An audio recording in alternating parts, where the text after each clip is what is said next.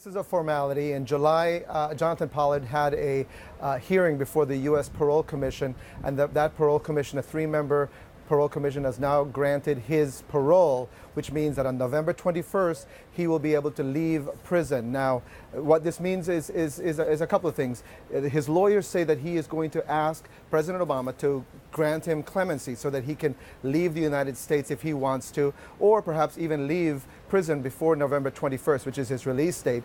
Secondly, they also say that according to terms of his release, he's going to be required to stay in the United States for 5 years. Again, that can change if President Obama grants his request for clemency. That's the request from Jonathan Pollard's attorneys. Now, we have a statement that is attributed to Mr. Pollard from his attorneys, and I'll read shortly, briefly what he has to say. He says Mr. Pollard is looking forward to being reunited with his beloved wife Esther. She lives in Israel, Wolf, as you know, and he is deeply grateful to his long-standing pro bono lawyers.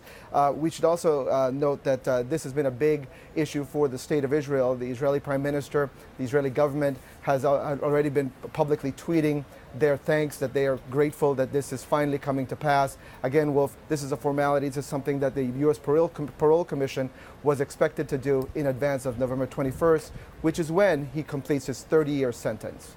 Well, the last time he was eligible for parole, the parole board rejected parole at that time, but this time they're saying he will be paroled. He will be out of prison serving exactly 30 years of a life sentence in November 21st. He'll be free to go to walk out of that prison. That's right, Wolf. 30 years under the statute, under the law, at the time that Jonathan Pollard was sentenced for life, 30 years was the limit of that sentence. And so that date is November 21st. He's not getting any breaks at all based on what his sentence was when he was found guilty.